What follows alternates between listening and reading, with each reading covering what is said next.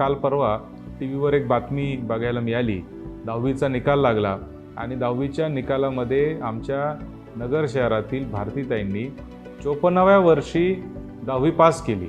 आणि मग माझ्या मनामध्ये एकदम असा विचार आला की आमच्याच संगमनेरच्या प्रमिलाताई अभंग आहेत की ज्या 2 वेळेस नगरसेविका झाल्या आणि नगरसेविका ज्यावेळेस त्या झाल्या त्यावेळेस त्यांचं शिक्षण 7वीच होतं आणि 7वी शिक्षण झाल्यानंतर नगरसेविका झाल्यानंतर त्यांच्या मनात आलं की कशा पद्धतीने शिक्षण घ्यायचं आणि त्या आज MA पॉलिटिकल सायन्स वगैरे झाल्या. आणि म्हणून मला असं वाटलं की या दोघींना आज इथं गप्पा मारण्यासाठी बोलवावं म्हणून तुम्हाला बोलवलंय. भारती नगरवरून खास आलेले आहेत आणि प्रमिलाताई तर आपल्या संगमनेरच्याच आहेत आणि आता त्या महिला काँग्रेसमध्ये पण काम करतात, शहराध्यक्ष म्हणून काम करतात. परंतु त्या 2 वेळेस नगरसेविका पण झाल्या आणि 7वीचं शिक्षण असताना त्या नगरसेविका झाल्या आणि आता त्या MA झालेल्या आहेत. आणि या दोघींकडे पाहून मला अतिशय आनंद झाला की तुम्ही मला कायम असं वाटत असतं, महिला ज्या आहेत, म्हणजे एखाद्या घरातली जी महिला असते तिला एक व्यवहार ज्ञान असलं पाहिजे, एक तिच्यामध्ये एक आत्मविश्वास असला पाहिजे की तिला स्वतःला एकटीला जरी काही करायची वेळ आली तरी तिला ते करता आली पाहिजे. आणि महिलांमध्ये ती ताकद आहे. मी काय म्हणत असतो की ती एक ताकद आहे. आमच्या संगमनेर तालुक्यात तुम्हाला सांगतो मावशी, एक घटना अशी घडली की एका महिलेचं छोटंसं बाळ बिबट्याने घेऊन गेलं आणि ते तिच्या समोर बिबट्या घेऊन गेला आणि तो बिबट्या थोडंसं एक 100-200 फुटावर जाऊन ते बाळाला असं तोंडात ते बाळ आणि तो तिथून बसला. ह्या बाईनी ही जी म्हणजे तिची तब्येत अशी किडकिडीत, ती बिचारी माऊली तिथून जी पळाली आणि तिच्या अंगात कुठून ताकद आली माहीत नाही, तिने त्या बिबट्याबरोबर भांडण केलं आणि ते बाळाला परत घेऊन आली. ही जी ताकद असते ना, मला असं वाटतं की प्रत्येक महिलेमध्ये ताकद असते पण ती परिस्थितीनुसारच फक्त बाहेर येते. आणि म्हणून मला तुमचं फार कौतुक वाटलं. तुमची टी व्हीवर बातमी पाहिली, पेपरला बातमी वाचली आणि मला वाटलं की तुमच्याशी गप्पा मारल्या पाहिजे आणि तुमच्याकडून प्रेरणा घेऊन अजून महिला त्या ठिकाणी पुढं आल्या पाहिजे. त्यांनी शिक्षण घेतलं पाहिजे. शिक्षणातून आत्मविश्वास येतो. आपण म्हणतो की आपण सावित्रीच्या लेकी आहोत, पण सावित्रीच्या लेकी म्हणजे काय हे खऱ्या अर्थाने कळालं पाहिजे. कारण एक काळ असा होता की आपल्या भारतामध्ये महिलांना शिक्षणाची बंदी होती, म्हणजे कोणतीही महिला शिक्षण घ्यायला जात नव्हती. मग महात्मा फुलेंना असं वाटलं की महिलांच्या शिक्षणाची व्यवस्था चालू केली पाहिजे आणि मग त्यांनी एक मुलींची शाळा चालू केली.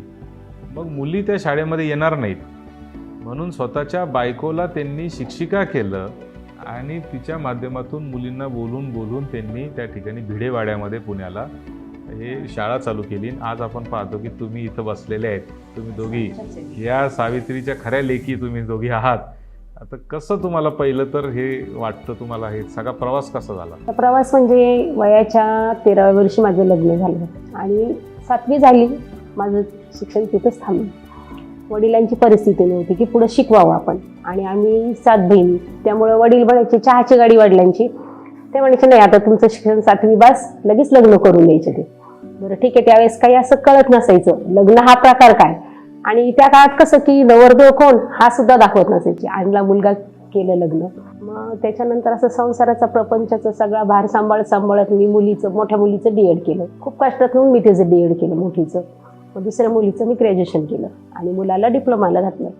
त्याच्यानंतर कुठंतरी वाटायचं की नाही आपण पण काही केलं पाहिजे. मग 2000 साली मला अंगणवाडीमध्ये जॉब मिळाला मदतनीस म्हणून. माझी 7वीच होती, सगळं काम यायचं पण 10वी नव्हती माझी, मेन म्हणजे 10वीच नव्हती. मग मला प्रमोशन मिळत नसायचं. नाही आता काय करावं, मला तर 10वी शिकायची माझी इच्छा खूप आहे पण कसं मी बाहेर जाणार. ह्या वयात जायचं म्हणल्यावर 4 महिला पण आपली चर्चा करतील पण नाही, कधीतरी मी दाखवून देणार की मला 10वी द्यायचीच आहे. आणि मग मला एक अशा धारूरकर मॅडम म्हणून भेटल्या. तर असं आमचं बोलणं झालं. त्यातून त्यांनी सांगितलं की मी नाईट स्कूलला शिक्षिका आहे म्हणून. तर मी विचारलं नाईट स्कूल म्हणजे काय, तर ते म्हणे आपल्या नगरमध्येच सरस्वती नाईट स्कूल म्हणून आहे, तिथं महिला पण येऊ शकतात म्हणे नाही का. तर म्हटलं मी यायचं, म्हणजे मला नाही का थोडंसं असं खूप कसं तरी वाटलं की कसं नाही म्हणे तुम्ही या मावशी आपण जाऊ. मग मी 7वीचा दाखला घेतला माझा आणि त्या शाळेत प्रवेश घेतला. तर 2021ला मी 8वीला प्रवेश घेतला. मग 8वी दिली, 9वी दिली. 9वीला मला 57% मार्क पडले. म्हणजे मी घरातलं सर्व काम करून मुलाबाळांकडे पाहून मी शाळेला जायची. मला खूप म्हणजे शाळेत असं वेळ लागलं नंतर असं वाचायचं जायचं शाळेत. मग 10वीचा विषय मग सगळे घरातले म्हणायचे कशाला तू आई करते, 17 नंबर फॉर्म तू 10वी देऊ शकली असती. पण म्हणायची नाही, मला 17 नंबर फॉर्म नाही द्यायचं, मला एक शाळा काय म्हणजे माझं जे बालपण शाळेत जायचं होतं ते मी एन्जॉय नाही केलं, मला हवायत करायचं. म्हणजे असं ते म्हणायचे तू लहान मुलीसारखीच करते. नाही म्हटलं मला जायचं. पण माझ्या मिस्टरांनी पण साथ दिली की जा, तुझी आहे नाही इच्छा तू जा म्हणून. बऱ्याच वेळा काय असतं की अभ्यास करतो आपण पण लिखाणाची सवय नसते आणि लिखाण तिथं जाऊन ते 2 तासात ते लिहायचं हे जमत नाही. आता मी प्रमिला ताईचं तुम्हाला सांगतो, इतकं अक्षर चांगलं आहे. मी काल त्यांनी मला एक पत्र आणि तिचं अक्षर खूपच छान आहे, पण लिखाणाची पण सवय प्रमिला ताई तुम्हाला लागली, कशामुळे लागली? म्हणजे पेपर लिहून नाही, सुरुवातीला म्हणजे जेव्हा मी मुलांचा अभ्यास घ्यायचे, माझे लग्न झाल्यानंतर. तुमचं पण लग्न लवकर झालं? हो, 16व्या वर्षी लग्न झालं. तेव्हा किती शिक्षण? 7वी होते. दोघी 7वीलाच होते. ग्रामीण मधूनच मी आले होते. माझ्या वडिलांची खूप इच्छा होती तो शिकावं पुढं, पण त्यांची पोलीस असल्यामुळं फिरती दौरा राहायचा. तर ह्या गावाला तर ते काही जवळ वीक नव्हते, बाहेर गावी राहायची जास्त. आणि आईची सगळी मुलांची जबाबदारी होती आईवर. आणि मुलांना वीक शिकवलं, त्यांनी 7वीपर्यंत शिकवलं. मग मला बी काही नाही, त्यावेळेसचे ग्रामीणच्या भागातली किती अवस्था वेगळी असते ना. कारण मुली बाहेर पडणं, कुणीतरी सांगायचं आईला मुलीला बाहेर पाठवू नका, हे करू नका. म्हणून आईने पाठवलं नाही मला बाहेर. 7वीपर्यंत शिक्षण घेतलं, पण आईचं एक ध्येय कायमस्वरूपी लक्षात ठेवली. आईने जरी माझं शिक्षण थांबवलं, पण आईने मला माझ्या पायावर घडवलं.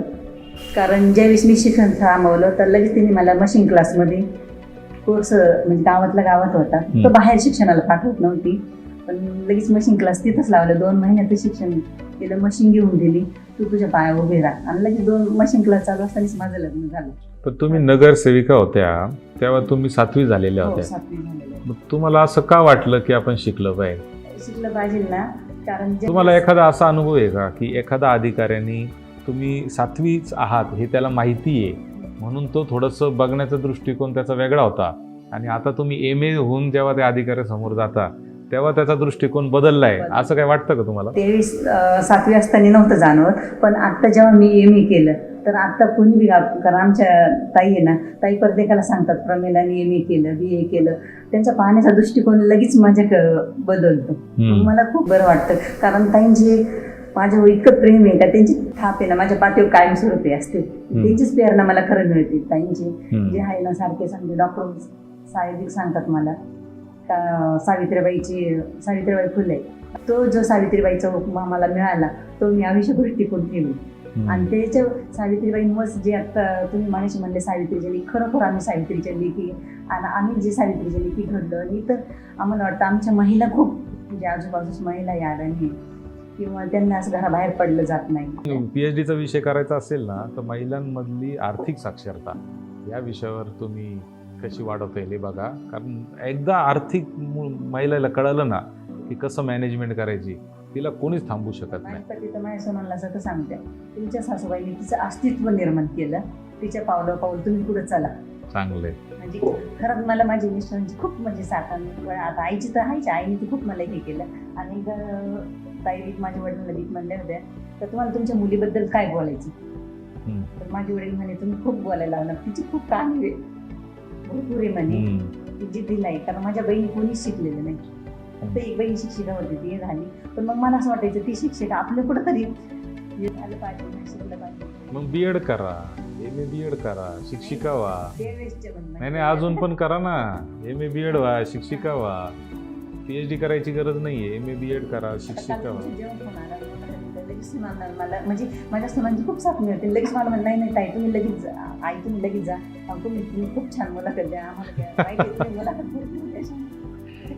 चांगलं आहे, तुम्ही दोघी जणी आल्या, तुमचे दोघींचे आभार मानतो. धन्यवाद.